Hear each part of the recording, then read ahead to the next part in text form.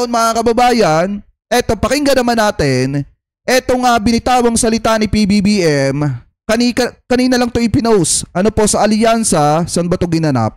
Tacloban. Sa Tacloban po mga kababayan, ano ba petsa ngayon? 14? 15. So ngayon kung titingnan nyo mga kababayan, kahapon pa ata ito, ngayon lang ata na i-post. So kung titingnan nyo, sabi dito, Marcos doubles down on pakikipaglaban sa ipinagbabawal na bato, Riotek after Duterte arrest. Ito yung binitawang salita ni PBBM after na maaresto etong si dating Pangulong Duterte. So ngayon pakinggan nyo. Po ang direksyon ng aming alyansa. Ito ay para sa kaunlaran, para sa kapayapaan, para sa pagpapaganda ng buhay ng bawat Pilipino at ng kanilang mga pamilya. Ang kailangan po natin para magunlad ay hindi pananakot o paninigaw. Tama! Ang kailangan po natin ay solusyon. Hindi mga maiinit at maanghang na salita na wala namang katuturan, wala namang kabuluhan, at walang kinalaman sa problema na hinaharap ninyong pang-araw-araw. Ipaglalaban din namin ang ating soberanya at karapatan sa pamamagitan ng diplomasya at dignidad. Hindi natin isusuko kahit isang pulgada ng ating teritoryo at hindi tayo kailangan sumunod sa kahit na sinong dayuhan. Nako, ano? Tayo lang, mga Pilipino, ang may karapatan na makinabang sa yaman ng ating sariling bayan. Yan po ay paglalaban ng inyong mga alyansa na kandidato. Sinasabi kasi, mga kababayan, sa totoo lang, ang lalakas kasi ng loob ng mga taga-suporta ni dating Pangulong Duterte na sabihin na hindi, nagsuko kayo ng kapwa natin Pilipino sa mga dayuhan. Ipinagkaluno nyo, tinraidor nyo si dating Pangulong Duterte, samantalang tahimik kayo nung isinusuko yung teritoryo ng Pilipinas sa mga dayuhan. Saan ba kayo nagkatala? Halos isubo na ang Pilipinas sa bunganga ng China.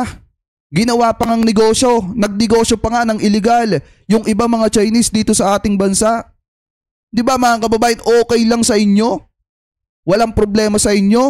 Samantalang etong ginawa ng gobyerno ngayon, dumaan sa tamang proseso.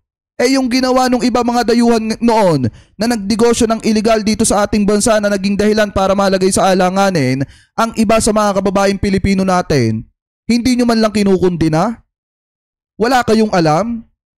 Iba mga kababayan, pero pagka yung ginagawang hakbang ng ating gobyerno dumadaan sa legal, kinukundina nila. Sinasabi nila illegal daw yung naging hakbang. Samantalang yung illegal na ginagawa dati ng dating administrasyon na pagpayag na magnegosyo ng mga illegal yung mga dayuhan dito, walang problema, tahimik yung iba mga kababaeng Pilipino natin. Diba yan kasi ang problema sa totoo lang, sa mga kababaeng Pilipino natin, sinasang-ayunan lang nila kung ano yung ano. Porket natatakot lang sila, porket nakakakita lang sila na sunod-sunod yung binabawian ng buhay, akala nila tahimik na ang paligid ng mga panahon na yon. Pero sa totoo lang mga kababayan, kung nagtagumpay talaga sila para sa ating bansa, bakit may problema pa rin ang ipinagbabawal na bato dito sa ating bansa? Yan po yung totoo dyan.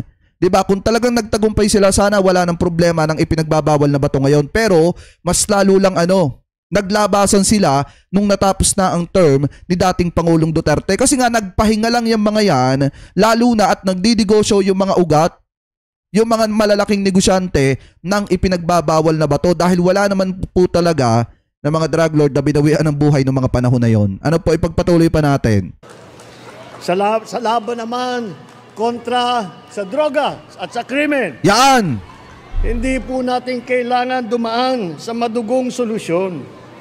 Wala po sa amin ang naniniwala na ang solusyon sa krimen at saka sa droga ay ang pumatay ng libo-libo na kapwa nating Pilipino. Hindi po tama yun. Tama!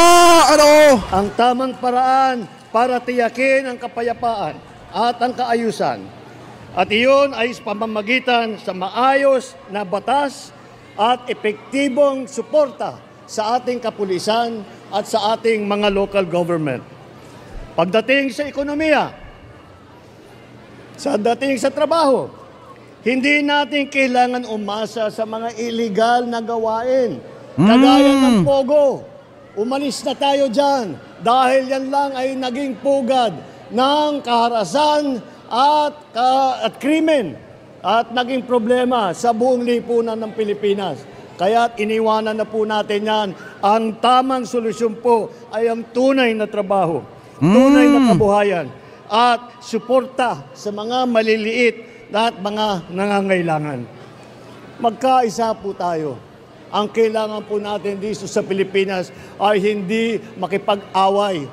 Ang kailangan po natin dito sa Pilipinas ay maging Pilipino na nagmamahal sa kapwa Pilipino. Yan po ang nakikita po ninyo sa harap ninyo. Ito po Kasi sa totoo lang mga kababayan ang nangyari kasi dito kay dating Pangulong Duterte at saka kay PBBM, yung kasing kaibigan ni PBBM masyado nang mataas yung tingin sa sarili. Yun yung nangyari dito mga kababayan.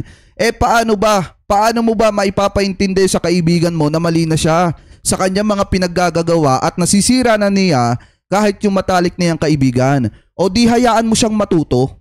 Ganun lang kasimple mga kababayan. Hayaan mo siyang matuto para makita niya na mali na yung pinaggagawa niya. At yun yung ginawa ng presidente.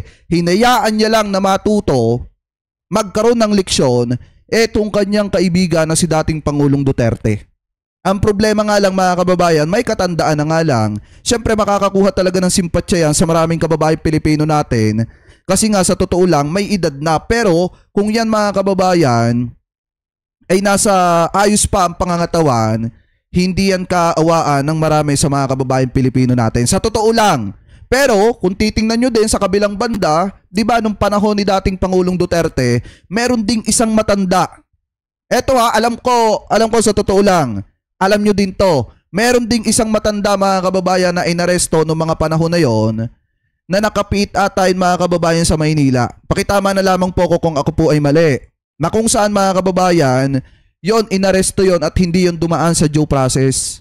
Inaresto kahit na sobrang tanda na. At ngayon kung titingnan po natin sa larangan kasi ng batas, sabi ko nga po walang pwedeng mangibabaw sa batas kahit pasabihin na sobrang tanda mo na at ikaw ay may nagawang kasalanan, kailangan mo pong pagbayaran yon. At yun na nga mga kababayan ang kinakaharap ngayon ni dating Pangulong Duterte. Yung sa atin sinasabi lang natin yung totoo, hindi matututo yung isang kaibigan ninyo kung hindi nyo hahayaan na magkaroon siya ng leksyon. Ano po ngayon, ipagpatuloy pa natin. Ang panindigan ng aming alyansa, ito po na alyansa na grupong ito ang magdadala ng mas magandang Pilipinas, ng bagong Pilipinas na ating hangarin para sa ating mga kababayan. Kaya po, sabi dito, sabi ni Lo, bayaran is real. Sino ba nagbabayad? 2020 pa lang, vlogger na tayo. Nasa politika na tayo. 2022 pa lang, sinusuportahan na natin yung gobyerno natin.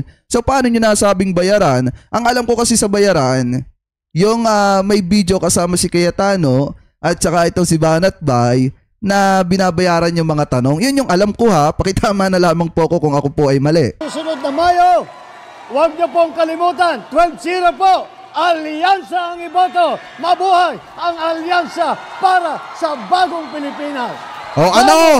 Ayan ba yung walang sumusuporta? Ayan ba yung walang sumusuporta sa gobyerno ni PBBM? Alam nyo, ang hangad ng marami sa mga kababayang Pilipino po natin, yung ligtas ang mga kababayang Pilipino natin at walang inosenteng nadadamay.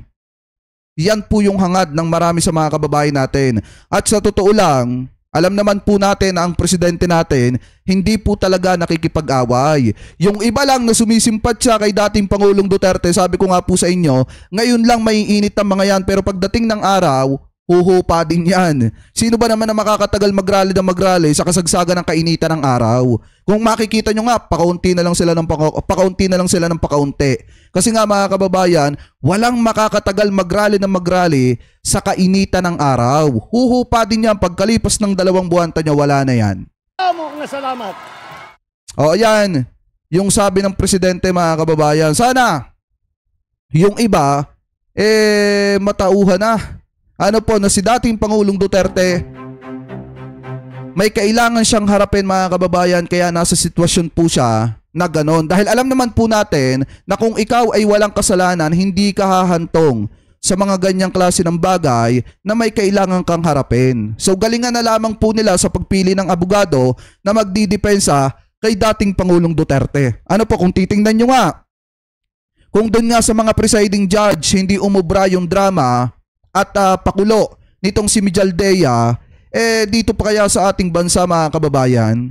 Di ba kaya kung tutusin, kung talaga may kapasidad naman sila, kumuha na magagaling na abogado kung wala talagang kasalanan, o di ihanda nila yung kanilang defense. Ganun lamang po kasimple. Malalampasan ni dating Pangulong Duterte yan kung wala talaga siyang kasalanan.